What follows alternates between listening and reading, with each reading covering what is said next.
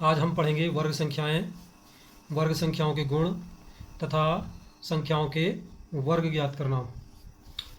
तो आइए हम शुरू करते हैं। वर्ग संख्याएं क्या होती हैं? तो आइए हम देखते हैं।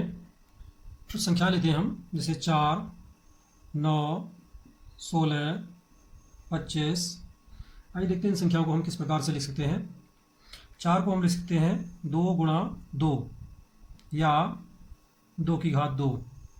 9 को हम लिख सकते हैं 3 गुणा 3 या 3 की घात 2। 16 को हम लिख सकते हैं 4 गुणा 4 या 4 की घात 2। 25 को हम लिख सकते हैं 5 गुणा 5 या 5 की घात 2। तो यहाँ पर हम देखते हैं इन सभी संख्याओं को दो समान संख्याओं के गुणनफल के रूप में लिखा जा सकता है। तो इस प्रकार की संख्याओं को हम वर्ग संख्याएं या पूर्ण वर्ग संख्याएं कहते हैं। तो इस प्रकार 1 जिसे हम 1 गुणा 1, 4 जिसे हम 2 गुणा 2 लिख सकते हैं, 9 को 3 गुणा 3, 16 को 4 गुणा 4, 25 को 5 गुणा 5, 36 को 6 गुणा 6 और 49 को 7 गुणा 7, 64 को 8 गुणा 8, 81 को 9 गुणा 9 और 100 को 10 गुणा 10 लिख सकते हैं। तो ये भी है, ये सभी संख्याएं हमारी पूर्ण वर्ग संख्याएं कहलाती हैं। हमें 1 से 25 तक के वर्ग याद करने होंगे और गणित में इनका काफ़ी यूज होता है। तो 1 से 25 तक की संख्याओं के वर्ग हम याद कर लेंगे और आगे की 99 तक की 26 से 99 तक की संख्याओं के वर्ग याद करने की हम एक ट्रिक बताएंगे, जिसकी सहायता से आप 2 अंकों की किसी भी संख्या का वर्ग आसानी से ज्ञात कर पाएंगे। तो इनको आप नोट कर लेंगे और इन्हें याद कर लेंगे। तो आइए अब हम 26 से 99 तक की 2 अंकों की किसी भी संख्या का वर्ग याद करते हैं। उसकी एक ट्रिक है जिसको आप याद रखेंगे। कोई संख्या ले लेते हैं हम, मान लिया 43 का वर्ग हमें याद करना है। तो इसका एक तरीका ये है कि सबसे पहले इसके इकाई के अंक का वर्ग करते हैं। 3 का वर्ग होता है 3 3 9, 9 लिख लेंगे हम। अब एक स्थान छोड़कर अगली लाइन से हम लिखना शुरू करेंगे। इन दोनों जो इकाई और दहाई के अंक हैं, इनकी गुणा का दुगना, इनकी गुणा कर लेते हैं। 3 चौक 12, 12 का दुगना होता है 24, तो 24 लिख लेंगे हम यहाँ पर। अब इस संख्या का भी एक अंक छोड़ देंगे, यहाँ एक अंक छोड़ करके आगे लिखना शुरू करेंगे। अब हम जो दहाई का अंक है इसका वर्ग लिखेंगे। तो 4 का वर्ग होता है 16, तो 16 लिखेंगे यहाँ पर हम। 6 1। अब इन तीनों लाइनों को हम जोड़ लेते हैं। 9 का 9 आ जाएगा, 4 का 4 आ गया, 2 और 6 जोड़ करके हमारा आया 8 और 1 का 1 आ गया। तो इस प्रकार 43 का वर्ग हमें प्राप्त होता है 1849, 1849। एक और संख्या ले लेते हैं हम 87। तो हम 87 का वर्ग इसी विधि से ज्ञात करेंगे। तो हमने आपको बताया था, सबसे पहले हम क्या करते हैं, इकाई के स्थान पर जो संख्या है उसका वर्ग करते हैं। तो 7 का वर्ग होता है हमारा 49, 49 लिख लेंगे। अब इसका एक स्थान छोड़ करके हम दाईं तरफ से एक स्थान छोड़ करके अगली संख्या लिखेंगे। अगली संख्या कैसे प्राप्त होगी, इकाई और दहाई के अंकों की गुणा का दुगना। तो इन दोनों की गुणा करेंगे पहले। 8 7 56, 56 का दुगना होता है 112, 112 लिख लेते हैं हम। इसके नीचे 2 आएगा, 1 1, इस तरीके से। अब इसका फिर हम एक अंक छोड़ देंगे इस वाली संख्या का और अब हम तीसरी लाइन लिखेंगे। तीसरी लाइन में कैसे संख्या प्राप्त होगी, जो दहाई का अंक है उसका वर्ग करेंगे। तो दहाई का अंक 8 है, 8 का वर्ग कितना होता है 64, तो 64 लिखेंगे। 4 इसके नीचे और 6 इसके नीचे। ध्यान रखना है प्रत्येक अंक के नीचे एक अंक आना है, कोई अंक छूट ना पाए। अब इनको हम ऐड कर लेंगे, तीनों को जोड़ लेते हैं। 9 का 9 आ जाएगा, 4 और 2 जोड़ के आ गया 6, 4 और 1 5 और 1 और 6 जोड़ कर आता है 7। तो इस प्रकार हमारा वर्ग प्राप्त होता है 7569। आप 87 को 87 से गुणा करके इसको देख सकते हैं, ये 7569 ही आएगा। इसी प्रकार आप किसी भी संख्या 2 अंकों वाली संख्या का वर्ग आसानी से ज्ञात कर सकते हैं। जब इस तरह से आपको प्रैक्टिस हो जाएगी तो आप बिना पेन का उपयोग करें मौखिक भी हम इसका वर्ग ज्ञात कर पाएंगे। देखिए मौखिक कैसे होता है, 7 का वर्ग करेंगे, 7 7 49, 49 का 9 और 4 हमारा हासिल प्राप्त होगा। अब 7 की 8 में गुणा करेंगे, 8 7 56 का दुगना हो गया 112, 112 में 4 जोड़ा 116 का 6 हासिल, 11 बचा हमारे पास। अब 8 का वर्ग करा, 8 8 64, 64 और 11 जोड़ करके होता है 75। तो इस प्रकार 75 69 ये हमारा वर्ग प्राप्त हो जाता है। तो जब आप प्रैक्टिस हो जाएगी तो इसको हम 2 अंकों की संख्याओं के वर्ग को मौखिक भी ज्ञात कर सकते हैं। अब कुछ विशेष 2 अंकों वाली संख्याएं हैं जिनके इकाई के स्थान पर 5 आता है। ऐसी संख्याओं का वर्ग करना और भी आसान होता है। तो आइए हम एक संख्या ले लेते हैं जिसके इकाई के स्थान पर 5 आता है। तो कोई संख्या ले लेते हैं जिसके इकाई के स्थान पर 5 हो। सपोज 35। 35 का वर्ग करते हैं तो ये बहुत आसान है। इसमें क्योंकि इकाई के स्थान पर 5 आ रहा है तो हम सबसे पहले 5 का वर्ग करेंगे। 5 का वर्ग होता है 25 और 25 को पूरा का पूरा ऐसे उतार लेंगे। अब जो इसके दहाई का अंक है इसमें हम इससे एक अधिक संख्या से गुणा कर देंगे। जैसे 3 से आगे वाली आने वाली संख्या 4 है तो 3 से 4 में गुणा करेंगे, 3 चौक 12, तो इसके आगे 12 लिख देंगे तो ये हमारा वर्ग हो जाएगा। इसी प्रकार से मान लिया हम 65 का वर्ग करते हैं तो 5 का वर्ग 25 हमने ऐसे ही लिख दिया। अब 6 में किससे गुणा करना है? 6 से अगली संख्या 7, तो 6 सत्ते 42, 42 के नीचे उतार देंगे तो ये 4225 65 का वर्ग हो जाएगा। 85 का वर्ग कर लेते हैं इसी प्रकार हम। 5 का वर्ग 25 ऐसे आ जाएगा और 8 में किससे गुणा करेंगे? 8 से अगली संख्या 9, तो 8 की 9 में गुणा करते हैं, 8 9 72, तो 7225 इसका वर्ग हो जाएगा। तो ये और भी आसान है। इसी विधि से अन्य संख्याओं के वर्ग हम ज्ञात कर सकते हैं। अगला टॉपिक है वर्ग संख्याओं के गुण। तो वर्ग संख्याओं में कौन कौन से गुण होते हैं आइए हम देखते हैं। तो पहला गुण है वर्ग संख्याओं के इकाई के स्थान पर सदैव 0, 1, 4, 5, 6 या 9 आता है। तो कोई भी जो पूर्ण वर्ग संख्या होगी उसके इकाई के स्थान पर या तो 0 आएगा, 1 आएगा, 4 आएगा, 5 आएगा, 6 आएगा या 9 आएगा। यदि उसके इकाई के स्थान पर 2 आता है, 3 आता है और 7 आता है या 8 आता है तो वह पूर्ण वर्ग संख्या नहीं होगी। इस बात का हम ध्यान रखेंगे। दूसरा गुण है कि किसी वर्ग संख्या के वर्ग के इकाई का अंक कैसे पता करते हैं। यदि किसी संख्या के इकाई के अंक 1 या 9 है तो उसके वर्ग संख्या का इकाई का अंक सदैव 1 प्राप्त होगा। जैसे 11 का वर्ग 21 होता है तो उसका इकाई का अंक 1 आता है। इसी तरीके से 9 का वर्ग 81 होता है, 81 का भी इकाई का अंक 1 आता है। यदि किसी संख्या के इकाई का अंक 4 या 6 है तो उसके वर्ग संख्या के इकाई का अंक सदैव 6 प्राप्त होगा। जैसे 4 का वर्ग 16 होता है, उसके इकाई का अंक 6 है, और 6 का वर्ग होता है 36, 36 का इकाई का अंक भी 6 है। यदि किसी संख्या के इकाई का अंक 5 है तो उसकी वर्ग संख्या के इकाई का अंक भी 5 प्राप्त होगा। यदि किसी संख्या के इकाई के अंक 2 है या 8 है तो उसके वर्ग संख्या में इकाई का अंक 4 प्राप्त होगा। जैसे 2 का वर्ग 4 होता है, 12 का वर्ग 44 होता है, उसके इकाई का अंक भी 4 है, 8 का वर्ग 64 होता है तो 64 के इकाई का अंक भी 4 आता है। यदि किसी संख्या के इकाई के स्थान पर 7 या 3 आता है तो उसकी वर्ग संख्या के इकाई के स्थान पर 9 प्राप्त होगा। जैसे 13 का वर्ग 169 होता है, उसके इकाई का अंक 9 आता है, 7 का वर्ग 49 होता है, उसके इकाई का अंक भी 9 आता है। और यदि किसी संख्या के इकाई का अंक 0 है तो उसके वर्ग संख्या का इकाई का अंक भी 0 प्राप्त होगा।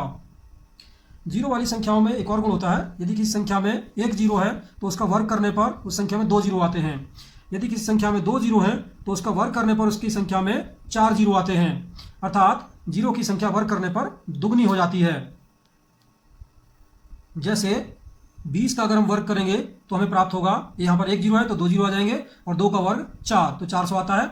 अगर ये संख्या 200 है, 200 का वर्ग करेंगे तो क्या प्राप्त होगा, तो यहाँ पर क्योंकि 2 0 है तो 4 0 आ जाएंगे हमारे पास, और 2 का वर्ग है 4, अर्थात हमें प्राप्त होगा 40,000। इसी प्रकार से अगर यहाँ पर 3 0 होंगे तो वर्ग में 6 0 आएंगे।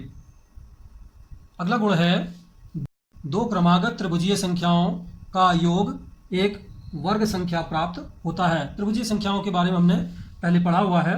त्रिभुजीय संख्या कौन सी होती हैं? जिनके प्रतिरूप एक त्रिभुज के आकार के होते हैं। जैसे 1, 3, 6, 10 और 15, इसी प्रकार से अन्य संख्याएं आती रहती हैं।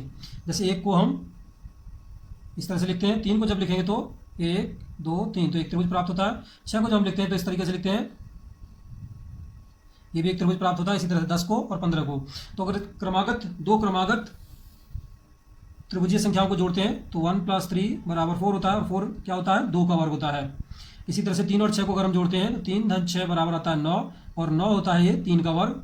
इसी प्रकार 6 और 10 को जब हम जोड़ते हैं तो आता है 16, और 16 हमारा होता है 4 का वर्ग।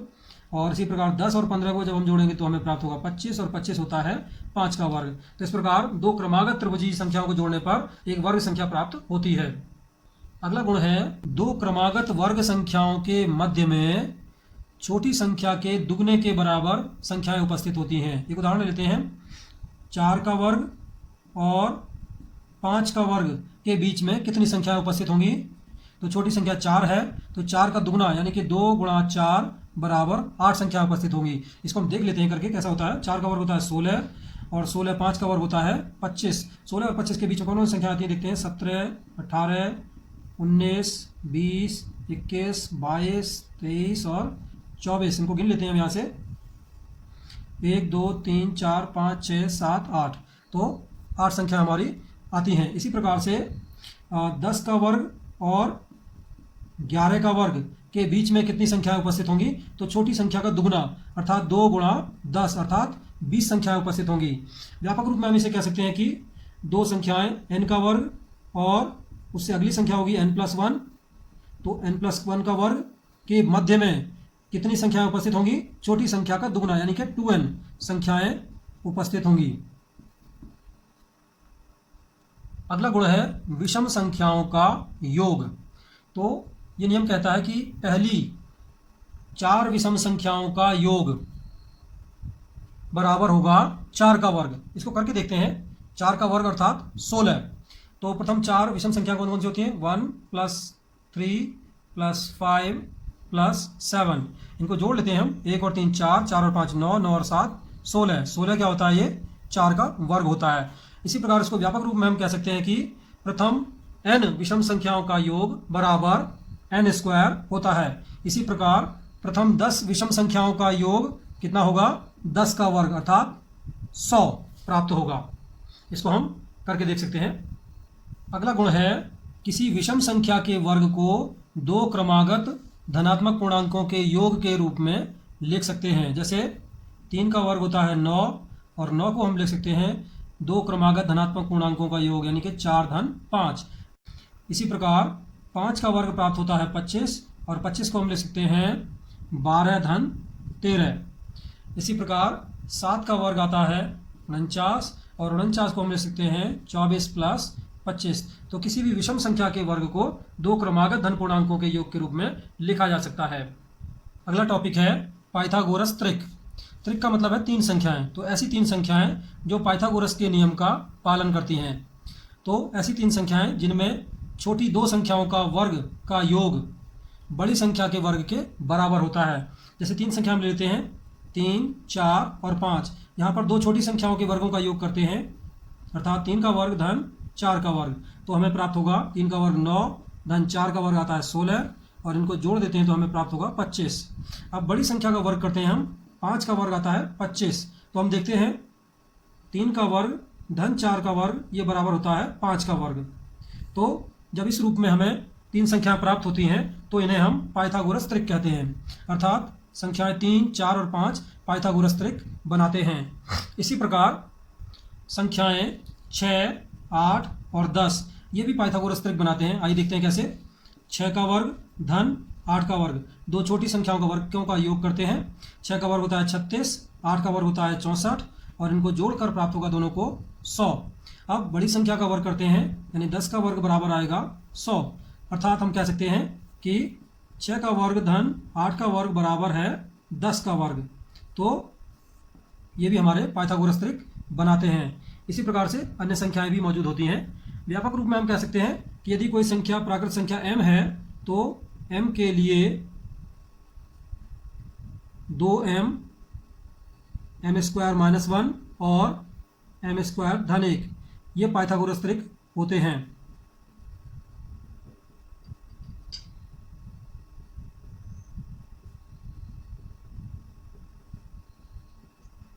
तो m के स्थान पर कोई भी प्राकृत संख्या हम रख सकते हैं तो हमें पाइथागोरस त्रिक की 3 संख्याएं प्राप्त हो जाएंगी।